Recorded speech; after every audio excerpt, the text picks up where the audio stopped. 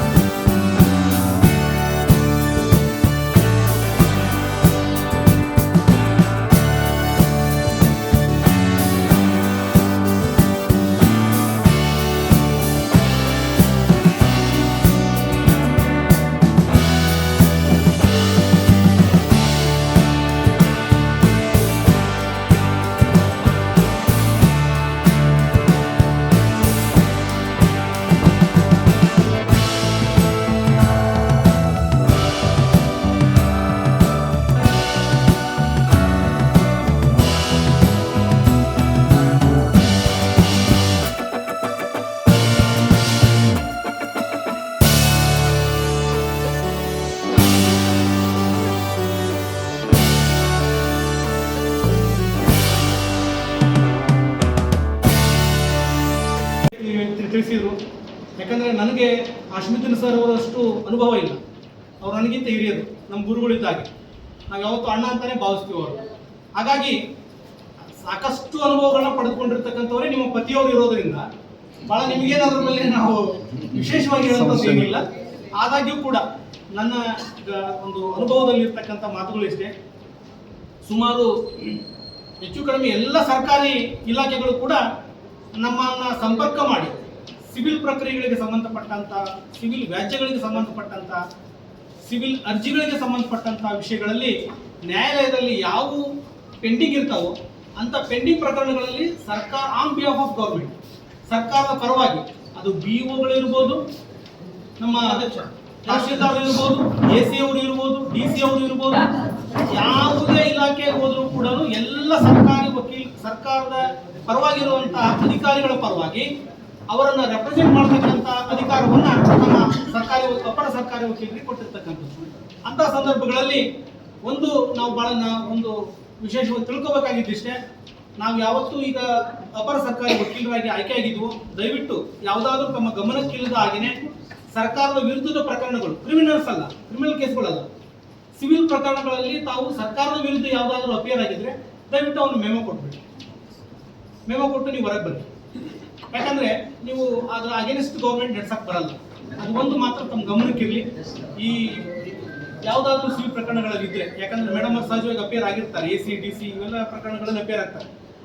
ಈ ಒಂದು RRT ಮ್ಯಾಟರ್ಗಳಲ್ಲೂ ಕೂಡ ತಾವು ದಯವಿಟ್ಟು ಅಪಿಯರ್ ಆಗಬಾರ್ದು. ಯಾಕಂದ್ರೆ ಅಗೇನ್ಸ್ಟ್ ಗೌರ್ಮೆಂಟ್ ಆಗುತ್ತೆ, ಕೆಲವು ವಿಚಾರಗಳಲ್ಲಿ ಅಪಿಯರ್ ಆಗಬಾರ್ದು. ಇನ್ನು ಉಳಿದಂತೆ ಕ್ರಿಮಿನಲ್ ಕೇಸ್ಗಳಲ್ಲಿ ನಮಗೇನು IPC ಸಂಬಂಧನೇ ನಾವು ನಡೆಸ್ಬೋದು, ಅದಕ್ಕೇನು ತೊಂದರೆ ಇಲ್ಲ. ಹಾಗಾಗಿ ಒಟ್ಟಾರೆ ಸ್ವಲ್ಪ ನ್ಯಾಯಾಲಯಗಳಲ್ಲಿ ನಾವು ಸರ್ಕಾರದ ವಕೀಲರಾಗಿ ಡಿಪೆಂಡ್ ಮಾಡ್ತಾ ಇದೀವಿ ಅಂತಂದ್ರೆ ಅಬ್ಸರ್ವೇಷನ್ಸ್ ಭಾಳ ಇರ್ತವೆ ನಮ್ಮ ಮೇಲೆ. ಯಾಕಂದ್ರೆ ನಮ್ಮ ಸಂಪರ್ಕ ನೇರವಾಗಿ ನ್ಯಾಯಾಧೀಶರ ಜೊತೆಯಲ್ಲಿ ನಾವು ಕೂಡುವಂತ ಒಂದು ಅವಕಾಶವನ್ನು ಒದಗಿಸಿಕೊಡುತ್ತೆ ಈ ಹುದ್ದೆ. ಹಾಗಾಗಿ ಸ್ವಲ್ಪ ಘನತೆ ಮತ್ತು ಗಂಭೀರವಾಗಿ ಕೂಡ ನಾವು ವರ್ತಿಸಬೇಕಾಗುತ್ತೆ.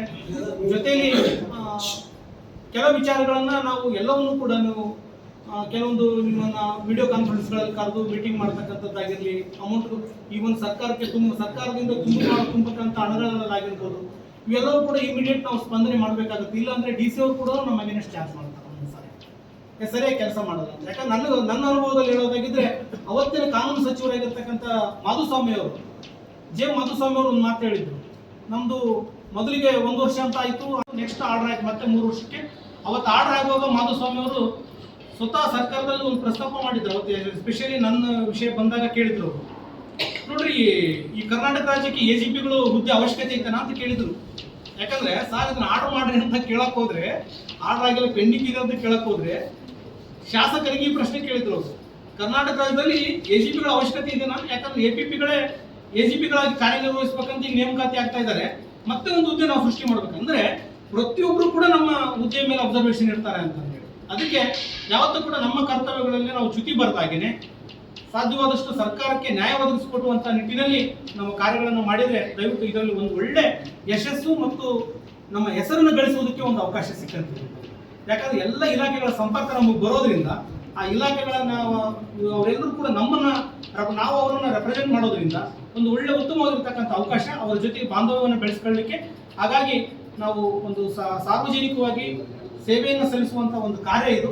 ಈ ಕಾರ್ಯದ ಮೂಲಕ ನಾನು ವಿಶ್ವಾಸ ಇದೆ, ನಮ್ಮ ಸಹೋದರಿಯವರು ಈಗ ಆಲ್ರೆಡಿ ಅವರು ಪ್ರಾಕ್ಟೀಸ್ನಲ್ಲಿ ಸೀನಿಯರ್ ಇದ್ದಾರೆ, 20 ವರ್ಷ ಆಲ್ರೆಡಿ ಕ್ರಮಿಸ್ಬಿಟ್ಟಾರೆ, ಅವರಿಗೂ ಕೂಡ ಸಾಕಷ್ಟು ಅನುಭವ ಇರುವಂಥದ್ದು. ಈ ಹುದ್ದೆಯನ್ನು ಹೊಸದಲ್ಲ, ಇದನ್ನ ಹೇಗೋ ಅವರು ನಿಭಾಯಿಸ್ತಾರೆ, ಅದರಲ್ಲೂ ಕೂಡ ಹೆಸರು ಬರುವಾಗಿ ನಿಭಾಯಿಸಲಿ ಅನ್ನುವಂಥದ್ದು ನನ್ನ ಅಭಿಲಾಷೆ ಅಂತಕ್ಕಂಥ ಮಾತನ್ನು ಹೇಳ್ತಾ, ಬಹಳ ವಿಶೇಷವಾಗಿರ್ತಕ್ಕಂಥ ಕ್ಷಣ. ಕಾರಣ ಇಷ್ಟೇ, ಸರ್ಕಾರಗಳು ಬದಲಾಗ್ತವೆ, ಅವಕಾಶಗಳು ಕೂಡ ಬೇರೆ ಬೇರೆ ಸಿಗ್ತವೆ.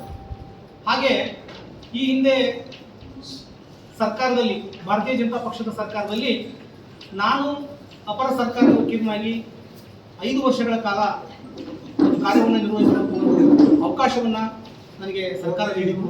ತದನಂತರದಲ್ಲಿ ಕಾಂಗ್ರೆಸ್ ಸರ್ಕಾರ ಬಂದ ನಂತರ ಸನ್ಮಾನ್ಯ ನಮ್ಮ ಹಿರಿಯ ವಕೀಲರು ಮತ್ತು ನಮ್ಮ ವಿಶೇಷ ಗುರುಗಳಾಗಿರ್ತಕ್ಕಂಥ ಶ್ರೀಯುತ ನಾಗನಗೌಡ ಸರ್ ಅವರಿಗೂ ಕೂಡ ಈ ಒಂದು ಅವಕಾಶ ಒದಗಿ ಬಂತು. ಅವರು ಕೂಡ ಸರಿಸುಮಾರು 2 ವರ್ಷಗಳ ಕಾಲ ಈಗಾಗಲೇ ಅಪರ ಸರ್ಕಾರಿ ವಕೀಲರಾಗಿ ತಮ್ಮ ಕಾರ್ಯವನ್ನು ನಿರ್ವಹಿಸಿದ್ದಾರೆ. ಭಾಳ ಮಹತ್ವಾಕಾಂಕ್ಷೆ ಇಟ್ಕೊಂಡು ಈ ಹುದ್ದೆಯನ್ನು ಏರಲೇಬೇಕು ಅಂತಂದೇಳಿ ನಮ್ಮ ಭಾನುಭಾಯಿ ಮೇಡಮ್ ಅವರಿಗೆ ಭಾಳ ದಿನಗಳ ಒಂದು ಕನಸಿತ್ತು. ಅದನ್ನ ಸಾಕಾರ ಮಾಡುವಂತ ನಿಟ್ಟಿನಲ್ಲಿ ಹೋರಾಟವನ್ನು ಮಾಡಿರ್ತಕ್ಕಂಥವ್ರು ಭಾನುಬಿ ಮೇಡಮ್ ಅವರಲ್ಲ, ನಮ್ಮ ಅಶ್ಮಿತ್ ಸರ್. ಯಾಕಂದ್ರೆ ಅವರ ನನ್ನ ತಿಳುವಳಿಕೆ ಪ್ರಕಾರ ಒಂದು 35 ವರ್ಷದ ಪಕ್ಷಕ್ಕೆ ನೀಡಿರ್ತಕ್ಕಂಥ ಸರ್ವಿಸ್ ಇದರಲ್ಲಿ ಕನ್ಸಿಡರ್ ಆಗಿದೆ ಅಂತ ನಾನು ಭಾವಿಸ್ತೇನೆ. ಅವರ ಪಕ್ಷದ ನಿಷ್ಠೆ, ಪಕ್ಷಕ್ಕಾಗಿಯೇ ಕೆಲಸ ಮಾಡಿರ್ತಕ್ಕಂಥದ್ದು, ಜೊತೆಗೆ ವೃತ್ತಿಯನ್ನ ಪ್ರೀತಿಸಿರ್ತಕ್ಕಂಥದ್ದು, ಗೌರವಿಸಿರ್ತಕ್ಕಂಥದ್ದು, ಅವೆಲ್ಲವುಗಳ ಒಂದು ಮೇಳ ಎಸೆ ಒಂದು ಗೌರವಪೂರ್ವಕವಾಗಿ ಕೊಡ್ತಕ್ಕಂಥ ಒಂದು ಹುದ್ದೆ ಇದು. ಅವಕಾಶ ಸಿಕ್ಕಾಗ ಇದನ್ನು ಎಲ್ಲರೂ ಕೂಡ ಸದುಪಯೋಗ ಮಾಡಿಕೊಳ್ಬೇಕಾಗಿದೆ. ಹಾಗಾಗಿ ಅಶ್ಮುದ್ದೀನ್ ಸರ್ ಅವರ ಎಲ್ಲ ಕಾರ್ಯಚಟುವಟಿಕೆಗಳನ್ನು ಗುರುತಿಸಿ ಎಲ್ಲ ಒಂದು ಅವರ ಅಭಿಮಾನಿಗಳ ಒತ್ತಾಸೆಯ ಮೇರೆಗೆ ಸರ್ಕಾರ ಇವತ್ತು ಭಾನುಬಿ ಮೇಡಮ್ ಅವ್ರನ್ನ ಅಪರ ಸರ್ಕಾರಿ ವಕೀಲರಾಗಿ ಗಂಗಾವತಿ ಕಳಿಸಿಕೊಟ್ಟಿದೆ. ಹಾಗಾಗಿ ನಾನು ಅವರನ್ನ ಇವತ್ತು ಈ ಒಂದು ಶುಭ ಸಂದರ್ಭದಲ್ಲಿ ಮತ್ತೊಮ್ಮೆ ಅಭಿನಂದಿಸಲಿಕ್ಕೆ ಇಚ್ಛಿಸ್ತಾ ಇದ್ದೇನೆ. 1991ರಿಂದ ವಿದ್ಯಾರ್ಥಿ ಕಾಂಗ್ರೆಸ್ ಸಂಘಟನೆಯಲ್ಲಿ ಪ್ರಾಮಾಣಿಕವಾಗಿ ಸೇವೆ ಸಲ್ಲಿಸಿ ಅಖಂಡ ರಾಯಚೂರು ಜಿಲ್ಲೆಯಲ್ಲಿಯೇ ಗಂಗಾವತಿ ತಾಲೂಕು ಎನ್ಎಸ್ಯುಐ ಘಟಕ ಅತಿ ಪ್ರಭಾವಶಾಲಿ ಹಾಗೂ ಪರಿಣಾಮಕಾರಿಯಾಗಿ ಕಾರ್ಯನಿರ್ವಹಿಸುವಂಥ ಸಂಘಟನೆಯನ್ನು ಅಂತ ಹೆಗ್ಗಳಿಕೆಯನ್ನು ರಾಜ್ಯ ಮಟ್ಟದಲ್ಲಿಯೂ ಕೂಡ ನಾವು ಪಡೆದಿದ್ದೆವು. ಅದಕ್ಕೆ ನನ್ನ ಹಲವಾರು ಸಹಪಾಠಿಗಳು ನೀಡಿದಂತಹ ಸಹಕಾರ, ಕೆಲವು ಹಿರಿಯ ವಕೀಲರು ನೀಡಿದಂತಹ ಮಾರ್ಗದರ್ಶನ ಹಾಗೂ ಕೆಲವು ಜನಪರ ವಿಚಾರವುಳ್ಳವರ ಮಾರ್ಗದರ್ಶನದಿಂದಾಗಿ ನನ್ನ ಕಾಲದಲ್ಲಿ ಹಲವಾರು ವಿದ್ಯಾರ್ಥಿ ಸಮಸ್ಯೆಗಳ ಪರಿಹಾರಕ್ಕಾಗಿ ಪ್ರಾಮಾಣಿಕವಾಗಿ ಶ್ರಮಿಸಿದ್ದೇನೆ ಎಂಬ ವಿಶ್ವಾಸ ನನಗಿದೆ. ಅವೆಲ್ಲವನ್ನು ಪರಿಗಣಿಸಿ ನನ್ನನ್ನು ರಾಜ್ಯ ಮಟ್ಟದವರೆಗೂ ಕೂಡ ಸಂಘಟನೆಯಲ್ಲಿ ಪಕ್ಷದಲ್ಲಿ ಬೆಳೆಯುವುದಕ್ಕೆ ಅವಕಾಶ ಸಿಕ್ತು. ಈಗ ಗಂಗಾವತಿ ನಗರಸಭೆಗೆ ಕಾನೂನು ಸಲಹೆಗಾರನಾಗಿ ಕೂಡ ಸುಮಾರು 8 ವರ್ಷಗಳ ಕಾಲ ನಾನು ಕಾರ್ಯನಿರ್ವಹಿಸಿದ್ದೇನೆ. ನನ್ನ ಕಾರ್ಯವೈಖರಿ ಯಾವ ರೀತಿ ಇದೆ, ನನ್ನ ನಡವಳಿಕೆ ಯಾವ ರೀತಿ ಇದೆ ಎಂಬುದಕ್ಕೆ ಗಂಗಾವತಿ ನಗರದ ಪ್ರತಿಯೊಬ್ಬ ನಾಗರಿಕರು ನನ್ನನ್ನು ಬಲ್ಲವರು ಅರಿತಿದ್ದಾರೆ ಅಂತ ನಾನು ಭಾವಿಸುತ್ತೇನೆ. ಇಲ್ಲಿಯವರೆಗೂ ನನಗೆ ನೀಡಿದಂತಹ ಸಹಕಾರವನ್ನು ಈಗ ಕೆಜಿಪಿಯಾಗಿ ನೇಮಕಗೊಂಡಿರುವಂಥ ನನ್ನ ಧರ್ಮಪತ್ನಿ ಶ್ರೀಮತಿ ಭಾನುಮತಿಯವರಿಗೂ ಕೂಡ ತಾವೆಲ್ಲರೂ ನೀಡುತ್ತೀರಿ ಎಂಬ ಆಶಾಭಾವನೆ ಹೊಂದಿದ್ದೇನೆ. ಅವರ ನೇಮಕಾತಿಗೆ ಮೂಲ ಕಾರಣ ಗಂಗಾವತಿ ನಗರದ ಅಭಿವೃದ್ಧಿಯ ಹರಿಕಾರ ಮಾಜಿ ಸಚಿವರಾದಂತಹ ಸನ್ಮಾನ್ಯ ಶ್ರೀ ಇಕ್ಬಾಲ್ ಅನ್ಸಾರಿಯವರು. ಅವರು ನೇಮಕ ಮಾಡುವುದಕ್ಕೆ ಪತ್ರ ಕೊಟ್ಟ ನಂತರನೇ ಜಿಲ್ಲಾ ಉಸ್ತುವಾರಿ ಸಚಿವರು ಕೂಡ ನೇಮಕಾತಿಗೆ ಶಿಫಾರಸು ಮಾಡಿ ಪತ್ರವನ್ನು ಕೊಟ್ಟರು.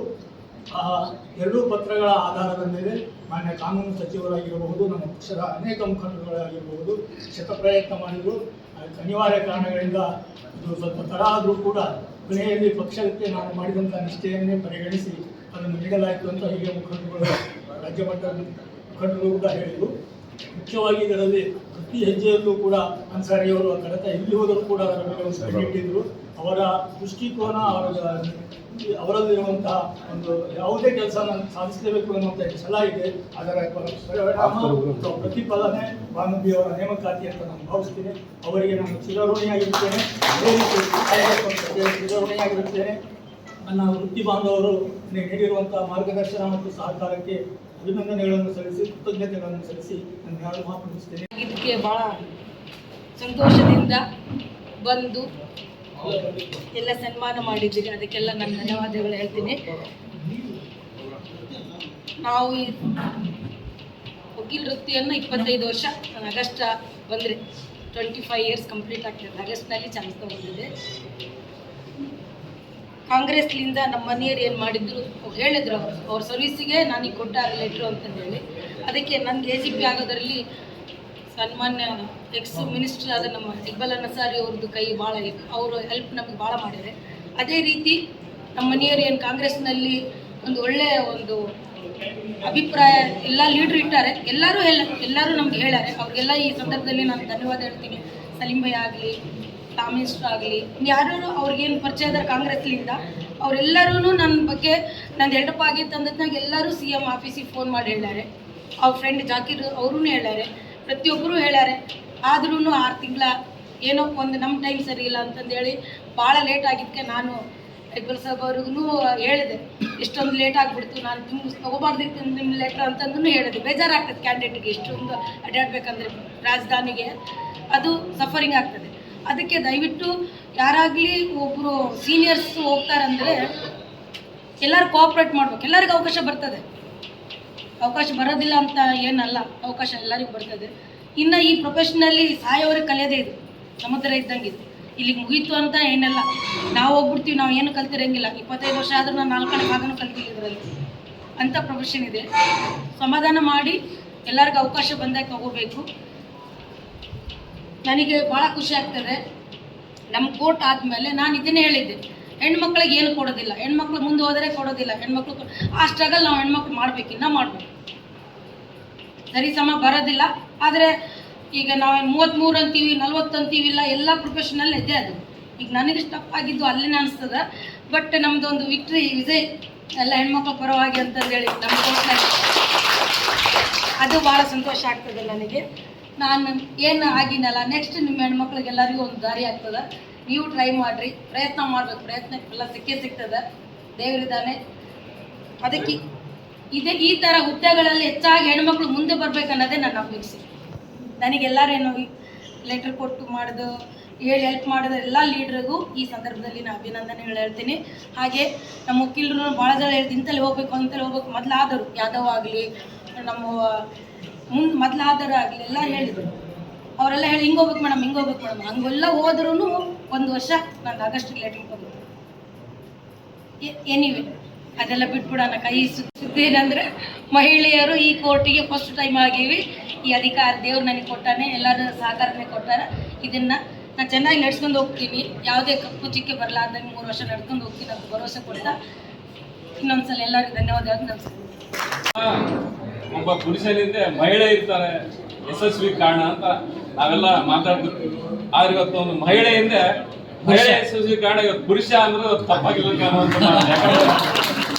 ಇವರು ಇವತ್ತು ACP ಆಗ್ಬೇಕಾದ್ರೆ ಅವರು ನಮ್ಮ ಹಿರಿಯ ಅಣ್ಣನವರಾಗಿರ್ತಕ್ಕಂಥ ಅಸ್ಬುದ್ದೀನ್ ಸರ್ ಅವರ ಒಂದು ಒಳ್ಳೆ ಎಫರ್ಟ್ ಮಾಡಿ ಅವ್ರನ್ನ ಇವತ್ತು ಒಳ್ಳೆ ಹುದ್ದೆಯಲ್ಲಿ ಕೂಡಿಸಿ ಅವ್ರಿಗೆ ಒಳ್ಳೆ ಒಂದು ಭವಿಷ್ಯವನ್ನು ಇವತ್ತು ರೂಪಿಸಿಕೊಟ್ಟಂತ ಒಂದು ವ್ಯಕ್ತಿ ಅಂದ್ರೆ ಅದು ಅಸ್ಬುದ್ದೀನ್ ಸರ್ ಅಂದ್ರೆ ತಪ್ಪಾಗಲಿಕ್ಕಿಲ್ಲ. ಆದ ಕಾರಣ ಅವರು ನಮ್ಮ ವಕೀಲರ ಸಂಘದಿಂದ ಸಂಪೂರ್ಣವಾಗಿ ಬೆಂಬಲ ನೀಡ್ತೀವಿ. ಯಾವುದೇ ಕಾರಣಕ್ಕೂ ಅವ್ರು ಯಾವಾಗಾದ್ರೂ ಭಾಷಣ ಮಾತಾಡ್ತಿದ್ರು, ನಮಗೆ ಮಹಿಳೆಯರಿಗೆ ಏನು ಕೊಟ್ಟಿಲ್ಲ, ಮಹಿಳೆಯರಿಗೆ ಏನು ಕೊಟ್ಟಿಲ್ಲ, ಇವತ್ತು ಇಡೀ ಫೋಟೋ ನಿಮ್ಗೆ ಆದ ಕಾರಣ ಅದನ್ನ ತಾವು ಯಶಸ್ವಿಗೊಳಿಸ್ತೀರಿ, ಸಂಪೂರ್ಣವಾಗಿ ಚೆನ್ನಾಗಿ ಮಾಡ್ಕೊಂಡು ಹೋಗ್ತೀರೋ ಅನ್ನೋ ನಮ್ಮ ಭರವಸೆ ಇದೆ. ಆದ ಕಾರಣ ಇನ್ನು ನಾವು ನಮ್ಮ ವಕೀಲರ ಸಂಘದಿಂದ ಮಹಿಳೆಯರಿಗೆ ನಾವು ಸಾಕಷ್ಟು ಅವಕಾಶ ಕೊಡ್ತೀವಿ. ನಾವು ಬಂದಾಗಿಂದ ಅಧ್ಯಕ್ಷ ಆದ್ಮೇಲೆ ಸಾಕಷ್ಟು ಮಹಿಳೆಯರಿಗೆ ನಾವು ಅವಕಾಶ ಕೊಟ್ಟಿವಿ. ಇವನ್ ಖಜಾನ್ಸಿ ಕೂಡ ನಮ್ಮ ಮಹಿಳೆಯರನ್ನಾಗಿನ ಮಾಡಿವಿ. ಯಾಕಂದ್ರೆ ಸುಪ್ರೀಂ ಕೋರ್ಟ್ ಆದೇಶ ಪ್ರಕಾರ ಮಹಿಳೆಯರಿಗೆ ಒಂದು ಸ್ಥಾನ ಕೊಡ್ಬೇಕಂದ್ರೆ ಅಡ್ವಾನ್ಸ್ ಆಗಿ ನಾವು ಮಹಿಳೆಯರನ್ನು ಕುದಿಸ್ಬಿಡ್ವಿ. ಈಗಲೂ ಮಹಿಳೆಯರನ್ನು ಮಾಡಿವಿ. ಆದ ಕಾರಣ ಮುಂದೆ ಕೂಡ ಅವಕಾಶ ಇದ್ರೆ ಮಹಿಳೆಯರಿಗೆ ನಾವು ಸಂಪೂರ್ಣವಾದಂತ ಸಹಕಾರ ಕೊಡ್ತೀವಿ. ಅವ್ರಿಗೆ ಯಾವುದೇ ಹುದ್ದೆ ಹೋದ್ರೆ ನಾವು ಸಪೋರ್ಟ್ ಮಾಡ್ತೀವಿ ಅನ್ನೋಂಥ ಮಾತು ಹೇಳಿ ಅವರು ಒಳ್ಳೆ ಯಶಸ್ವಿ ಆಗಲಿ, ಒಳ್ಳೆ ಚೆನ್ನಾಗಿ ನಡ್ಕೊಂಡು ಹೋಗ್ಲಿ ಅಂತ ನಾನು ಆಶಿಸುತ್ತಾ ನನಗೊಂದು